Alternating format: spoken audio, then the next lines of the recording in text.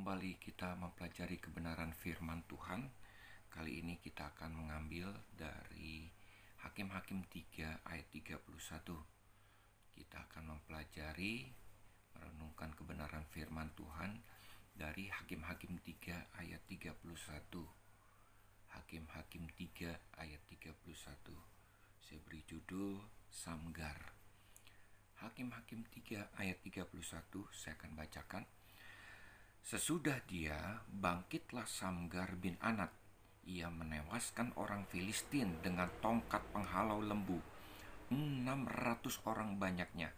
Demikianlah ia juga menyelamatkan orang Israel. Bapak Ibu, saudara-saudara yang saya kasihi, Samgar adalah seorang hakim yang hidupnya dipakai oleh Tuhan untuk mengalahkan musuh orang Israel pada saat itu. Ya, hakim yang dimaksud di sini bukan seorang hakim yang ada di pengadilan yang mengadili sebuah perkara, bukan itu. Hakim yang dimaksud di sini adalah orang-orang yang dipakai Tuhan atau jagoan-jagoannya Tuhan untuk mengalahkan musuh dari bangsa Israel. Ya, kebanyakan dari mereka adalah orang-orang biasa, tetapi kalau Tuhan mau pakai kehidupannya, apa yang terjadi, mereka sanggup melakukan perkara-perkara yang luar biasa, perkara-perkara yang ajaib, yang mengalahkan musuh-musuh yang jauh lebih kuat, lebih besar daripada mereka. Salah satunya adalah Samgar. Samgar adalah seorang peternak, adalah seorang gembala biasa yang menggembalakan. Tetapi apa yang terjadi, Tuhan memakai kehidupannya menjadi seorang hakim, dan Samgar mengalahkan, dikatakan di sini, menewaskan 600 orang Filistin. Samgar hidup setelah hakim Ehud.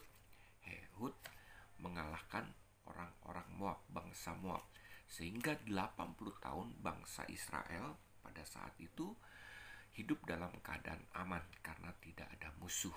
Tetapi sesekali ada orang Filistin yang menyerang mereka. Nah, pada saat itu Samgar dipakai Tuhan untuk mengalahkan orang Filistin sebanyak 600 orang. Samgar hanya menggunakan, dikatakan di sini, tongkat penghalau lembu dengan sebuah tongkat, ya, tongkat yang panjangnya sekitar 2 meter. Ujungnya ada besi yang lancip-lancip untuk menghalau lembu. Itulah untuk mengalahkan orang-orang Filistin. 600 orang Filistin, Bapak Ibu saudara-saudara yang dikasih, bukan jumlah sedikit tapi jumlah yang banyak. Tetapi Tuhan menggunakan atau memakai Ehud untuk mengalahkan musuh bangsa Israel. Satu perkara yang supranatural, perkara yang ajaib, yang tidak mungkin, yang mustahil dilakukan oleh seorang Samgar tanpa Tuhan. Ketika Tuhan memakai Samgar, apa yang terjadi? Dia sanggup mengalahkan musuh bangsa Israel, yakni 600 orang Filistin pada saat itu. Bapak Ibu saudara-saudara yang saya kasihi, hal itu juga berlaku sampai saat ini untuk orang-orang percaya. Siapapun kita, saudara dan saya, dia tidak melihat apakah saudara sebelumnya hidup kudus, hidup yang benar-benar mencari Tuhan, hidup yang benar-benar takut akan Tuhan. Ketika kita percaya Tuhan, ya, Tuhan seketika akan menggunakan, akan memakai kehidupan kita untuk apa? Menghalau musuh-musuh kita, terutama kedagingan kita. Musuh yang terbesar di dalam kehidupan kita bukan musuh dari luar, tetapi kedagingan kita. Ya, hidup kedagingan itulah musuh yang terbesar dari manusia. Bapak Ibu saudara-saudara yang saya kasihi, firman Tuhan katakan di dalam kehidupan kita, Galatia 5 ayat 16 mengatakan, hiduplah menurut roh, maka kita tidak akan menuruti keinginan daging kita. Bapak Ibu saudara-saudara yang saya kasihi, sebagai orang percaya kepada Yesus sebagai Tuhan dan Juru Selamat, kita mengalami kelahiran baru, maka hidup kita bukan lagi dipimpin oleh daging, tetapi dipimpin oleh roh. Roh itu yang membuat kita sanggup untuk mengatakan tidak terhadap kedagingan-kedagingan yang selama ini menjadi teman hidup kita, ya. Tetapi ketika hidup kita dipimpin oleh Roh, kedagingan itu adalah musuh yang harus benar-benar kita patahkan, kita tolak, dan hanya dengan hidup oleh Roh, bukan dengan kekuatan apapun. Manusia tidak sanggup untuk mengalahkan kedagingan di dalam kehidupannya, apalagi musuh-musuh yang ada di luar kehidupannya.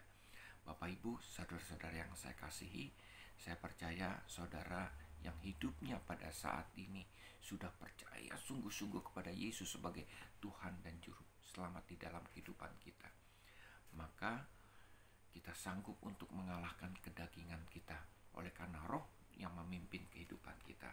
Terkadang sebagai seorang pemimpin, sebagai seorang yang mempunyai jabatan, saya mempunyai otoritas dalam hal kekuasaan jabatan maupun keuangan, tetapi saya berusaha untuk mengalahkan kedagingan-kedagingan di dalam kehidupan kita. Hidup berjalan dengan Roh, maka saya sanggup untuk mengalahkan kedagingan-kedagingan tersebut. Tidak hidup menurut keinginan daging saya sendiri, menuruti keegoan, ego diri saya sendiri. Segala sesuatu diukur untuk kepentingan diri saya sendiri. Saya sanggup untuk mengalahkan itu karena saya hidup menurut Roh. Bapak Ibu, saudara-saudara yang saya kasihi, dimanapun, kapanpun kita berada di dalam dunia ini, ketika kita hidup menurut Roh, percayalah Tuhan akan memakai kehidupan kita. Sehingga kita sanggup mengalahkan kedagingan di dalam kehidupan kita, sanggup untuk mengalahkan musuh-musuh yang di luar di dalam kehidupan kita. Kita sanggup berjalan di dalam setiap situasi apapun, bencana, situasi ada penghambat di dalam kehidupan kita, ada arang merintang di dalam kehidupan kita, ada penderitaan di dalam kehidupan kita. Ketika kita hidup menurut Roh, maka kita sanggup untuk mengatasi segala sesuatunya. Kita hari ini belajar dari Samgar yang hidupnya dipakai oleh Tuhan untuk mengalahkan 600 orang Filistin, musuh bangsa Israel. Percayalah, ketika kita hidup menurut Roh, hidup yang dipimpin oleh Roh, maka bukan hanya musuh-musuh yang di luar sanggup kita kalahkan, tetapi terutama musuh kita yang ada di dalam, yakni kedagingan, yang selama ini hidup kita dikuasai olehnya. Hidup hanya untuk kepentingan diri sendiri, memikirkan diri sendiri.